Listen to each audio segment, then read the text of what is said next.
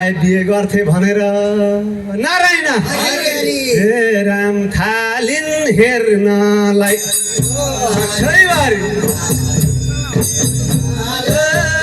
नारायण थालिन् हेर्नलाई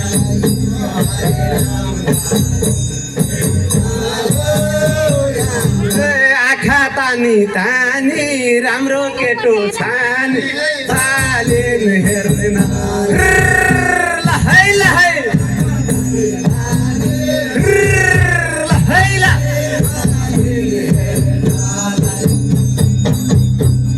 नारायण अनि यसो हेरेकी थिइन् के भएछ भन्नु होला। राम र लक्ष्मण पनि पञ्चवटीमा बसिराख्नु भएको थियो। त्यतिखेर त कुनै पक्काको घर थिएन जङ्गलमा। यसो घाँस फुसको छाप्रोमा राम लक्ष्मण सीता पनि बस्नु भएको रहेछ।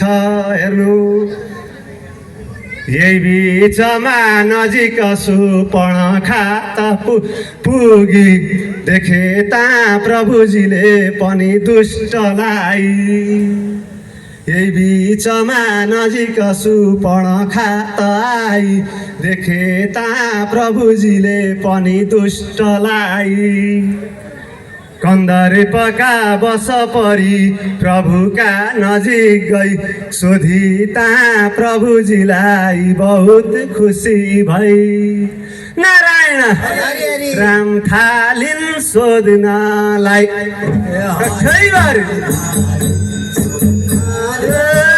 नारायण थालिन् सोध्नलाई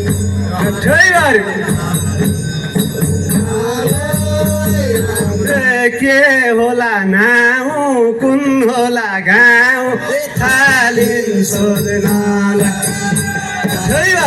के होला नाउँ कुन होला गाउँ थालिन् सोध्नलाई।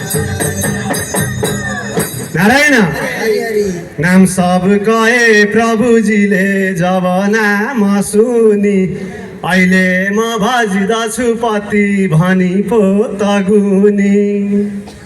बिन्ती गरिन् मकन पत्नी बनाइलेऊ कन्दर्पको कठिनता पछुटाइदेऊ।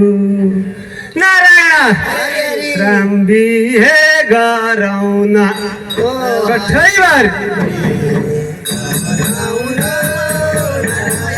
बिहे गरौँ न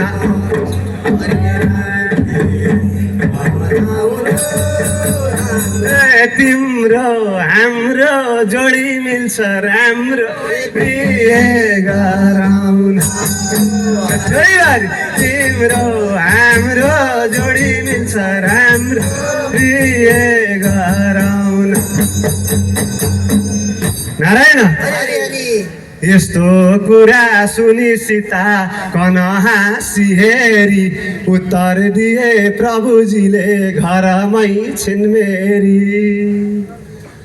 सीता बुझिकन नभज पति मलाई भाइ छ खाली बरु भज पति भाइलाई। नारायण हे राम भाइ त खाली छ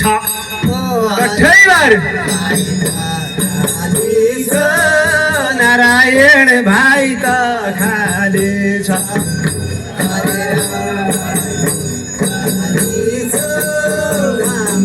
मैले भनौँ कति भज तिमीलाई पति भाइ त खाली छ। ल है भनौँ कति भजलाई पति भाइ त खाली छ। नारायण अब के भन्छ भने लक्ष्मणजीले के भन्नुहुन्छ भने साँचो भने भनी त लक्ष्मणका नजिक गई आए म पत्नी हुन यति भनी र खुस भई। भन्दा भए लक्ष्मण फेरि ता दासु मता मसित कुन सुख मिल्छ यहाँ। नारायण राम के सुख पाउँछौ र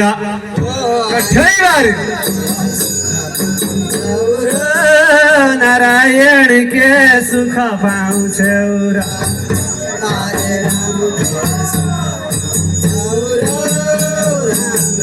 पछि पछि आएर मलाई माया लाएर के सुख पाउँछौ र कठैभरि पछि पछि आएर मलाई माया लाएर के सुख पाउँछौ र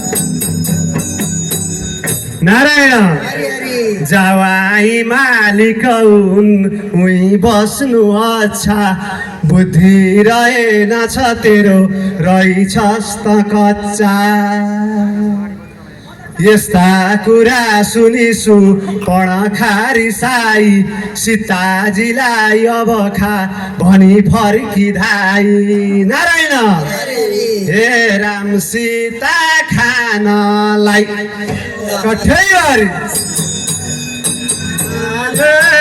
नारायण सीता खानलाई कठैभरि ठुलै मुख भाइ छन् अगाडि आइछन् सीता खानलाई ठुलै मुख भाइ छन् अगाडि आइछन् सीता खानलाई नारायण भार हर्ने बीज प्रभुजीले त्यहीँ रोप्न आँटे लक्ष्मणजीलाई भनी नाकर कान काटे होइन त बुवा काटे काटिदिए लक्ष्मणजीले ता भागी डराई भाइहरू थिए ती जहाँ नारायण हे राम गुहार माग्नलाई कठैभरि नारायण गुहार माग्नलाई कठैभरि लर लर गइछ धर धर रोइछ गुहार माग्नलाई कठैभरि लर लर गइछ धर धर रोइछ गुहार माग्नलाई नारायण अब के भो भन्नुहोला भने नाक पनि काटियो कान पनि काटियो दुइटै चोटै चोट भएर रगतका धारा भएर विस्तारै गरिन् त्रिशिर दूषण खर भनेका राक्षस पनि सुनिति अग्नि सरी बनेका आए जहाँ प्रभु थिए तहाँ तीन भाइ सेना समेत सँगलिकन रिस बढाई नारायण हे राम युद्ध गर्नलाई कठैभरि नारायण युद्ध गर्नलाई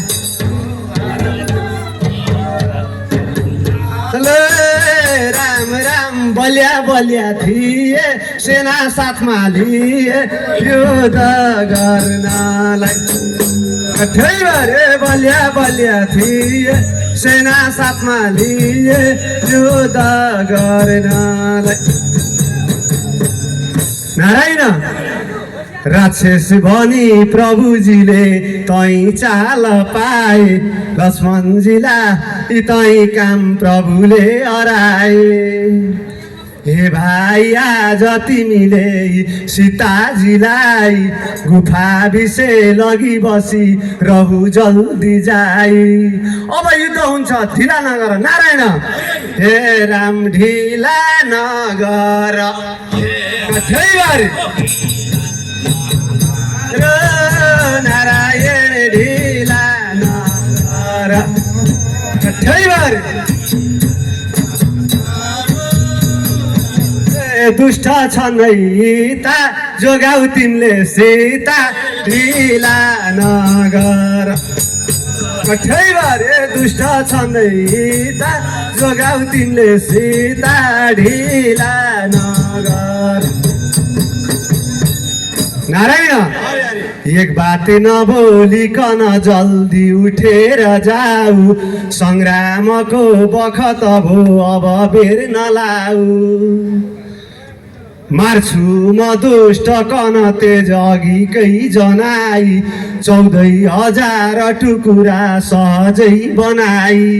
14,000 टुकुरा किन बनाउनु भनेको भने खर भनेको 14,000 सेनाको कमान्डर थियो र दूषण भनेको 5,000 सेनाको कमान्डर थियो। नारायण हरि हरि हे राम बाँकी राख्दिन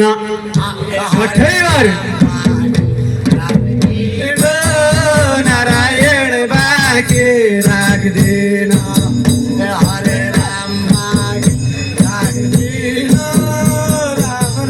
दुष्टको वंश पारिदिउला ध्वंस बाँकी राख्दिन दुष्टको वंश पारिदिउला ध्वंस बाँकी राख्दिन। नारायण यस्तो हुकुम हुन गयो र सीताजीलाई लक्ष्मणजीले सँगलिकन झट्ट जाई। गुफा विषे बसिरहे रघुनाथ तयारी चाँडै भरे धनु र बाणहरू ठिक्क पारी। नारायण हे राम भए तयारी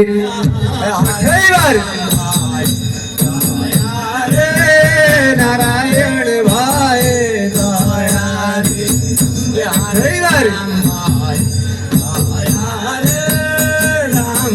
ताजो लाए अगाडि आए भए तयारी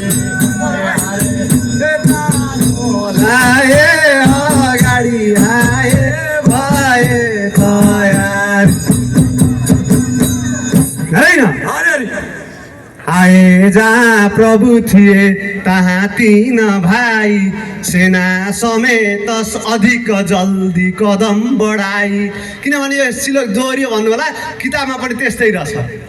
तयारी ठाकुरजीका उपर बाणीका वृष्टि पारे ठाकुरजी नि सब बाण कन काटी टारे। नारायण राम काट्थे मजाले कठैवारी नारायण काट्थे मजाले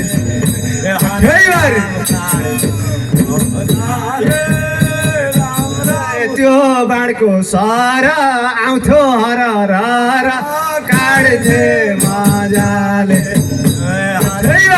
त्यो बाणको सर आउँथ्यो हर र काट्थे मजाले। नारायण यसै गरी जो राम र खर त्रिशन दूषणको भयङ्करसँगले बाण हानाहान भएछ र नारायण हे राम भारी सङ्ग्राम भो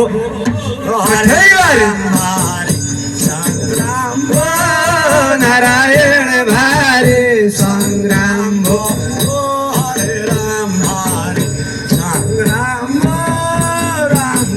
लौ हेर हेर अहिले यतिखेर भारी सङ्ग्राम भो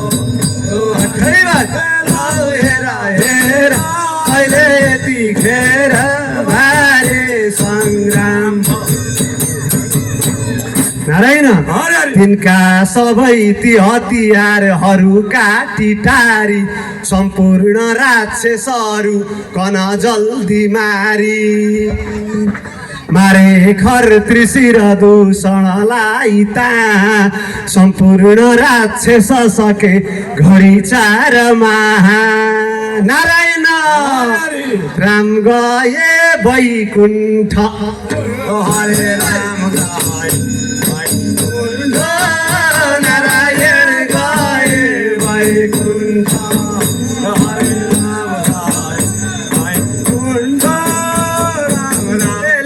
नाथे हत्ते कुरा थियो सत्य गए वैकुण्ठ लाग्दैन थियो हत्ते कुरा थियो सत्य गए वैकुण्ठ। नारायण भन्दै मैले यो आरण्य काण्डको भजन यहाँ गरेँ। बोले उमा महेश्वर भगवानको कृष्णचन्द्र भगवानको गुरु गणेश भगवानको